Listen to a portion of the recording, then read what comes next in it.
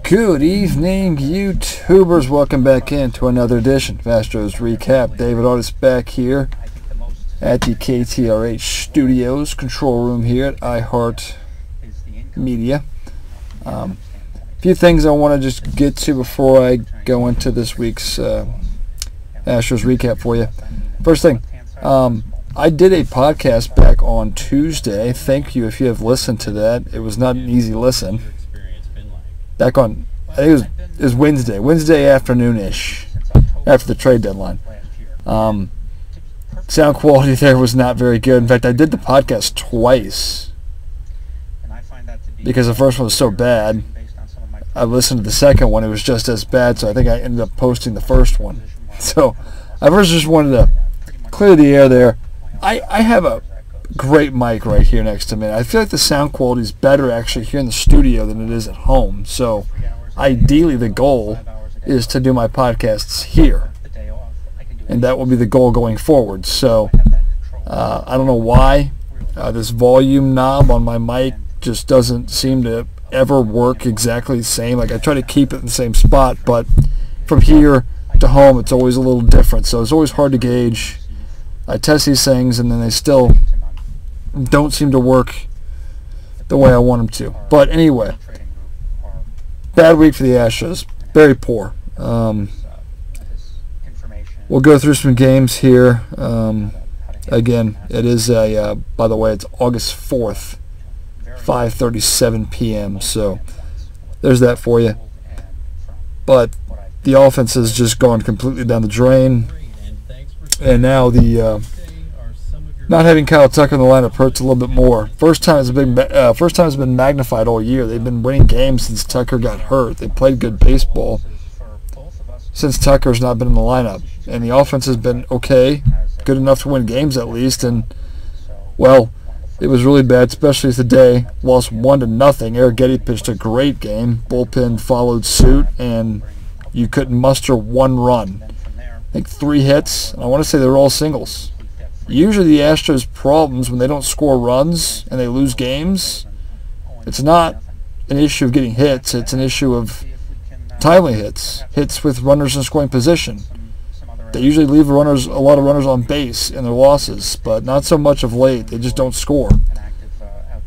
But they lose 2 or 3 to the Pirates, 2 or 3 to the Tampa Bay Rays, and the 2 wins they had, which was Wednesday and Friday, they were gifted those games. Like the game on Wednesday, their first 3 runs scored because of errors on the Pirates. And the third and go-ahead run on Friday was because of a misplay from the infielder, outfielder, whatever it was, but the throw came in from left to try to get the runner at second.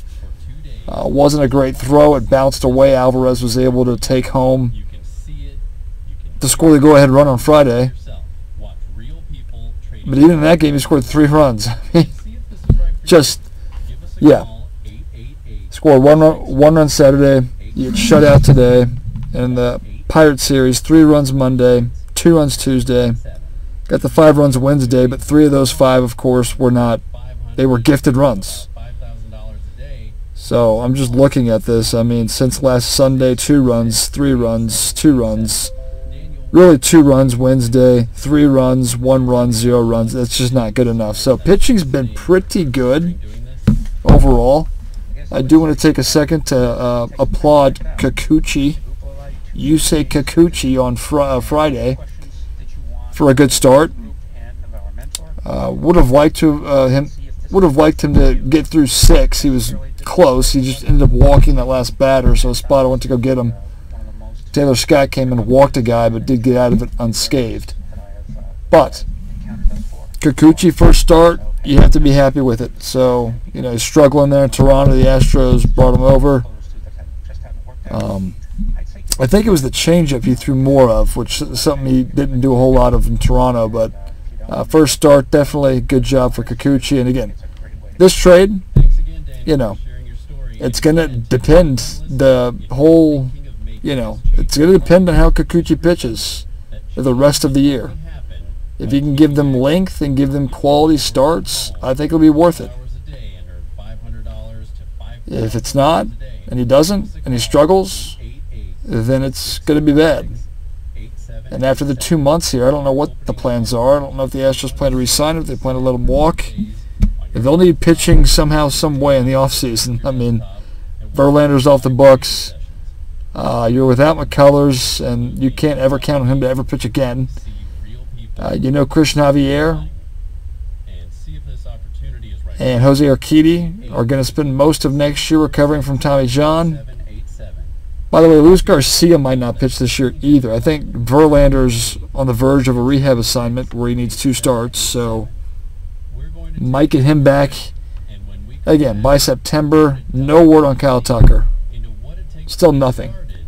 It's been bad with Kyle Tucker because we just get no updates and nothing ever seems to ever change. Like, he doesn't progress, and we don't get a lot of updates on Kyle Tucker. So But the injuries are the same. Nothing's changed. We've got nobody back. We lost Caratini there for a while. We finally got him back. But other than that, nothing has changed. I mean, you were expected to have Garcia back at this point. I mean, we're into August.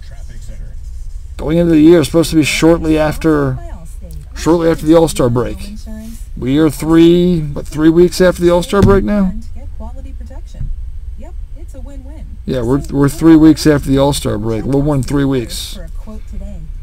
But I don't see Garcia pitching this year. I really don't, because he suffered a setback. Obviously, Lance McCullers, I mean, that was nothing surprising there. He's out for the year. I think they made that announcement today.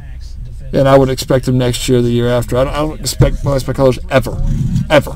Every time he gets close, throws a bullpen, ramps himself up, and you think he's getting close to maybe a rehab start, something goes wrong. It's usually elbow soreness, and he's shut back down. So McCullers ain't playing this year. I wouldn't expect him. I don't expect him ever, because every time he starts the rehab process, something goes wrong. Always.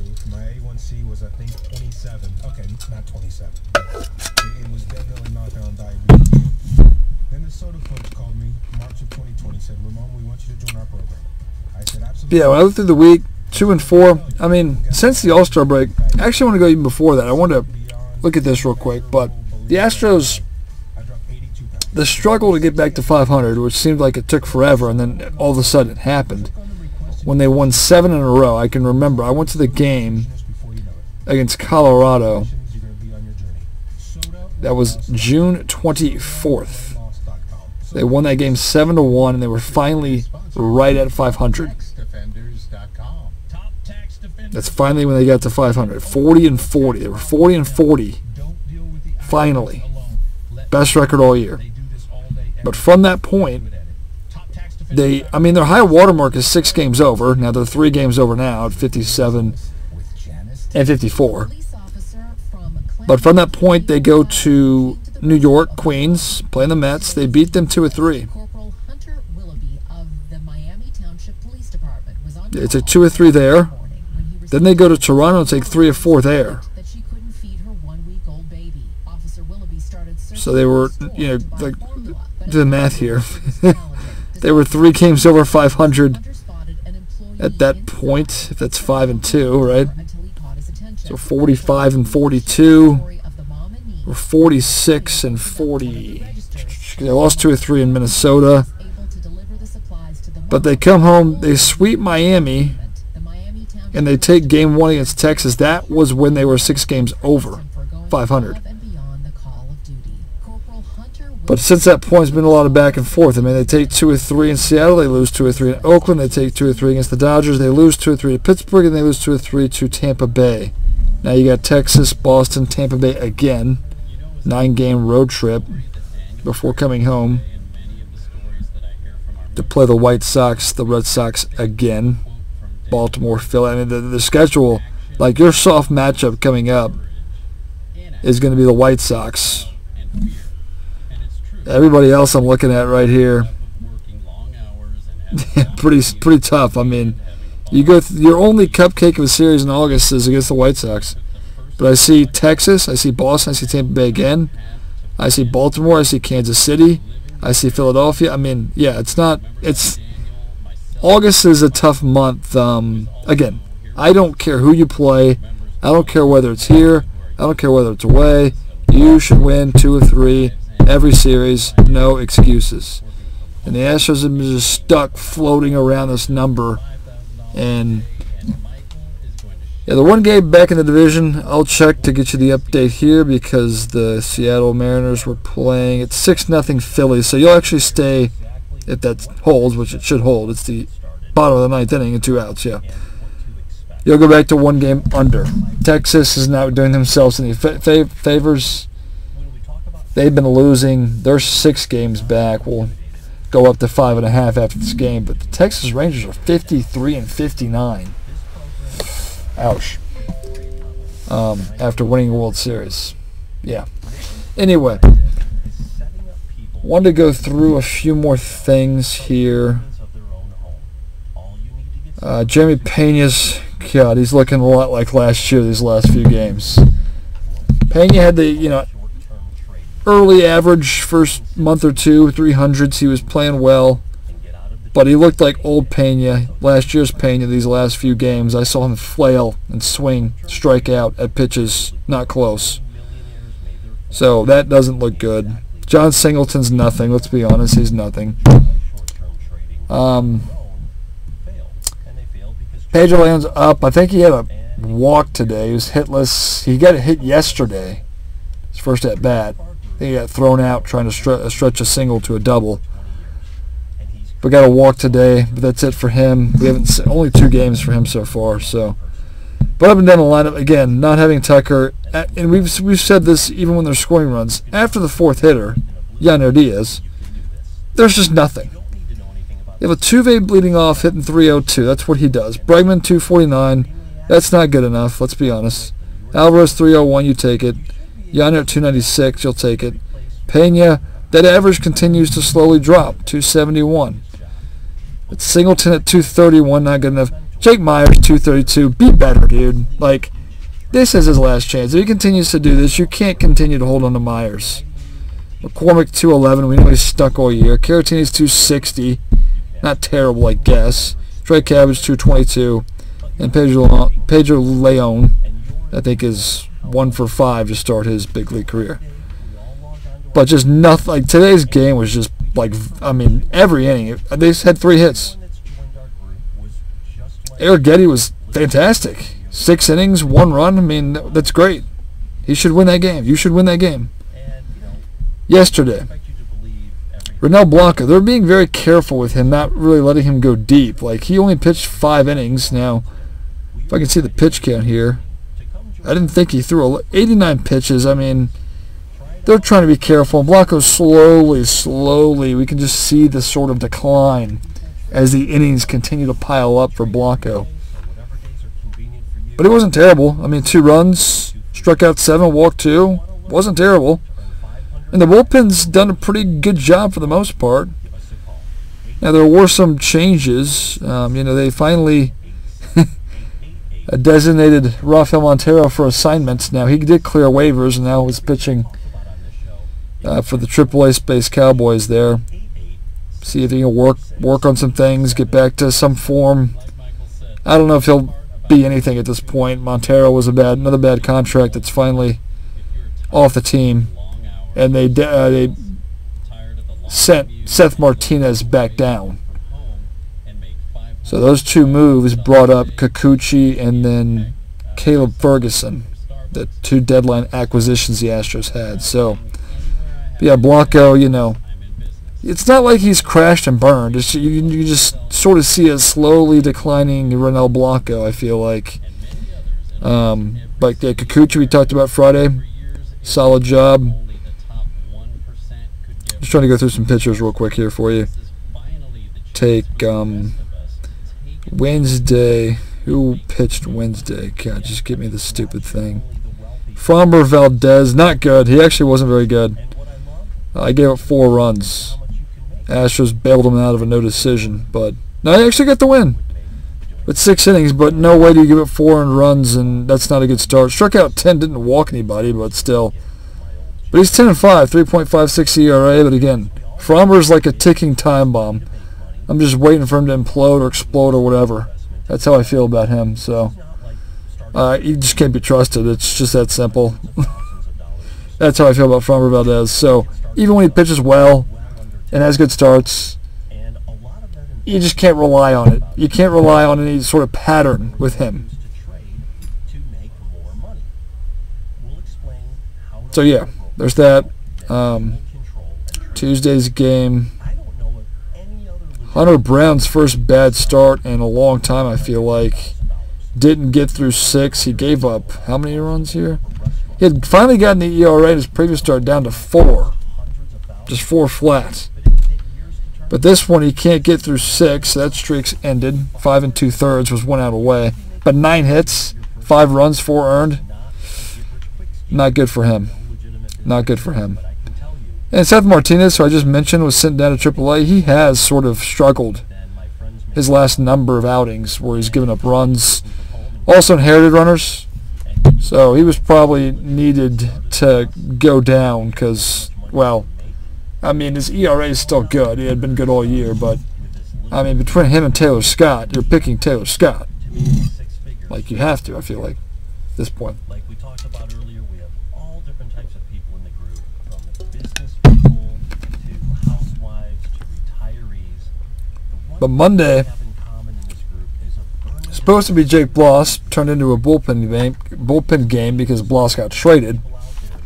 But Taylor Scott went 3 scoreless, hitless, perfect innings.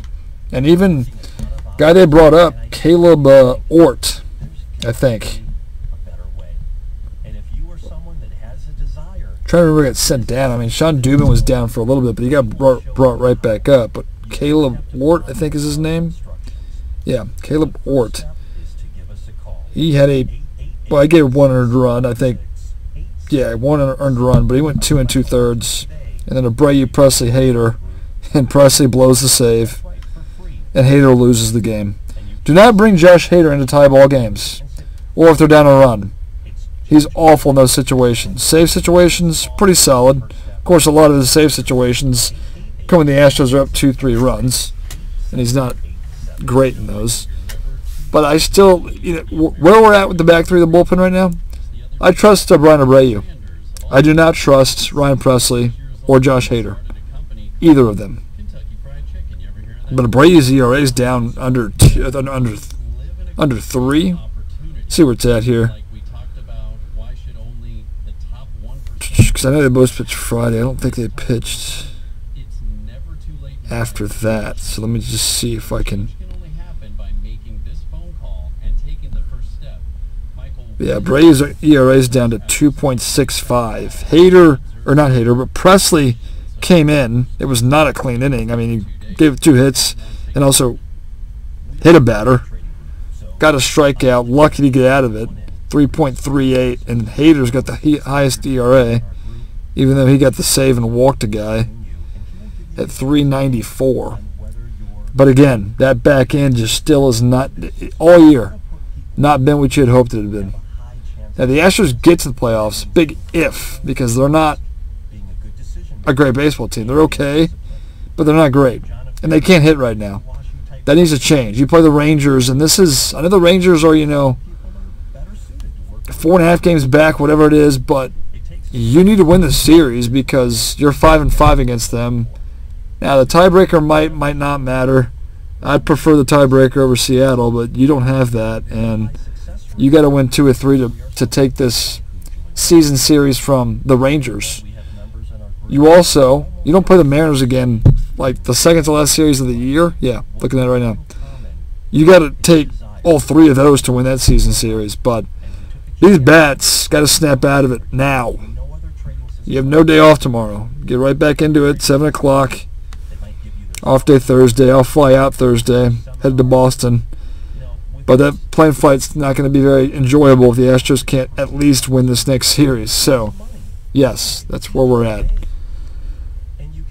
But yeah, wrap things up there. We'll go back tomorrow's pitching matchup. Hunter Brown will be back at it. Andrew Heaney, ERA at 4.12. Hunter Brown's ERA is at 4.11, but Heaney's 4.11 on the year. So I would like the Astros' chances. You're not facing some world-beating pitcher And then you'll go back to Fromber and Renel Blanc. No, who am I skipping? Kikuchi? It'd be Kikuchi Wednesday. Yeah, that's what we're looking at. So, yeah. Anyway, yeah. Bats got to come alive. I think that's going to be the key. That's the key for the series. Pitching's got to be good enough. But the bats can't continue this. This can't start a trend of bad baseball, because nothing's more aggravating of an offense that can't score, or an offense that gets runners on base and continues to strike out and not have productive outs in terms of moving runners over and moving them in. So yes. But yeah, I mean, they need Kyle Tucker back in the worst way, and he's not even close. So it's just like I don't know. I just, this is frustrating to lose series when you have a chance in a very winnable, terrible, awful AL West division right now. I mean, the Mariners are going to lose today. Might have gone final, but it just, yeah, they lost, but they lead the division at 59 and 54. We'll wrap things up there. We'll talk to you next week. I don't work here next week. I'll be at the house, so who knows how this mic works. We'll wait and see, but we'll go from there. Another quick update before I finish up here. I do need to finish up because I got the news coming up here. But I might change my podcasts in the near future. I'd love to use the equipment here because this is a radio station. So the sound quality, if I use these mics and find a way to upload these. I did try this earlier this year. I mean, I worked in the studio right to my left and recorded myself, and it sounded crystal clear and perfect. But things might change. Stand by for news on that. But I would rather use these mics, especially with all the issues I have with this mic. But I have to find a way to upload these. And I might be, Spotify's an option possibly if I get into that, but I'd have to do some research and figure out ways to do that. So, but stand by on updates on that front. I continue to post these on YouTube, and yeah. Hopefully the sound quality, I feel like it's better in the studio. Hopefully it is. But we'll roll from there, and we'll talk to you next Sunday, hopefully. Hopefully next Sunday, yeah.